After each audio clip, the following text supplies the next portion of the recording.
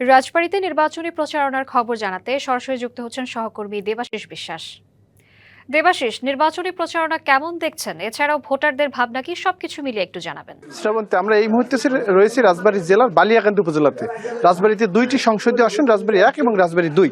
আমরা এই মুহূর্তে রাজবাড়ী 2 আসনে বালিয়াকান্দি উপজেলাতে রয়েছি। এখানে গণ অধিকার পরিষদ মনোনীত প্রার্থী তিনি গণসংযোগ করছেন সকাল থেকে। ভোটারদের মধ্যে নির্বাচন যতই ঘনিয়ে আসছে ততই কিন্তু উৎসাহ উদ্দীপনা বিরাজ করছেন ভোটারদের মাঝে। আমরা এই প্রার্থীর কাছে শুনবো আসলে তার প্রচারণার খবর। একটু বলবেন কেমন সাড়া পাচ্ছেন? জি, আলহামদুলিল্লাহ, ধন্যবাদ আপনাদের মাধ্যমে দেশবাসীকে দেখার জন্য। আলহামদুলিল্লাহ, আমরা ইয়াং জেনারেশন হিসাবে আমরা ব্যাপক একটি সাড়া পাচ্ছি। যেহেতু আমি ইয়াং, আমাদের এই যে একটি জুলাই হয়েছেন, এটা পুরোপুরি ঘটিয়েছে আপনার ইয়াং জেনারেশন। সেই ক্ষেত্রে আমরা যখন মাঠে আসছি, আমাদের তারা পেয়ে, ইয়াং জেনারেশন আমাদেরকে পেয়ে ভাই বা দোস্ত এভাবেই কথা বলে আমাদেরকে বুকে জড়িয়ে নিচ্ছে এবং আমাদের সাথে কাঁধে কাঁধ মিলে কাজ করছে। এরপর যখন আমাদের যারা মুরব্বী আছে, দেখেন এখানে অনেকগুলো মুরব্বী আছেন, এই মুরব্বী ওনাদের ছেলেদের বয়সী আমরা, তো ওনারা আমাদেরকে ওনাদের ছেলে হিসাবেই গ্রহণ করছে এবং আমাদের কাঁধে কাঁধ মিলে আমাদের সঙ্গে কাজ করছে। এক কথা বলতে গেলে চমৎকার, মানে সব থেকে বেশি সারা আমি পাচ্ছি রাজবাড়ী 2 আসনের।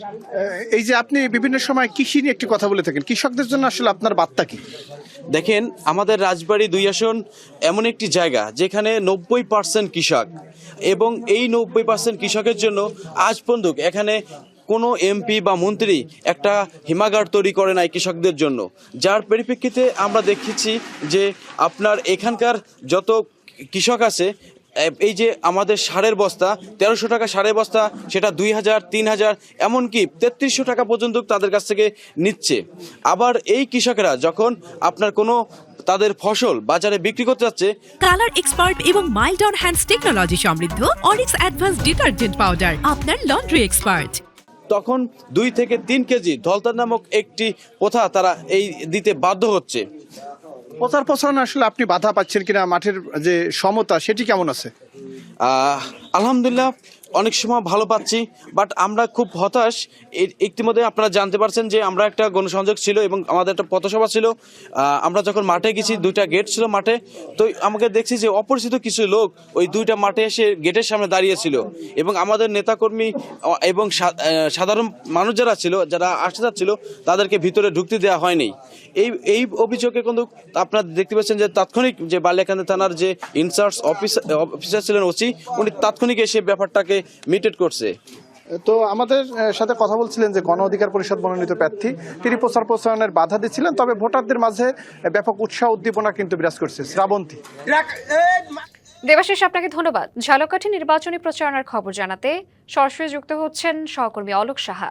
শ্রাবন্তী, সারা দেশের মতো দক্ষিণের জেলা ঝালকাঠিতেও কিন্তু প্রচারণায় ব্যস্ত সময় পার করছেন প্রার্থীরা। ভোটারদের দ্বারে দ্বারে গিয়ে দিচ্ছেন নানা রকমের প্রতিশ্রুতি। আমরা যদি একটু বলি, ঝালকাঠি জেলায় 2টি সংসদীয় আসন রয়েছে। ঝালকাঠি সদর এবং নলছিটি উপজেলা নিয়ে গঠিত ঝালকাঠি 2 আসন, অপরদিকে রাজাপুর এবং কাঠালিয়া নিয়ে গঠিত ঝালকাঠি 1 আসন। ঝালকাঠি 2 আসনে কিন্তু আমরা দেখতে পাচ্ছি এখন পর্যন্ত 8 জন প্রার্থী কিন্তু মাঠে রয়েছেন। তারা কিন্তু সকাল থেকেই গভীর রাত পর্যন্ত ভোটারদের দ্বারে দ্বারে গিয়ে নানা রকমের প্রতিশ্রুতি দিচ্ছেন।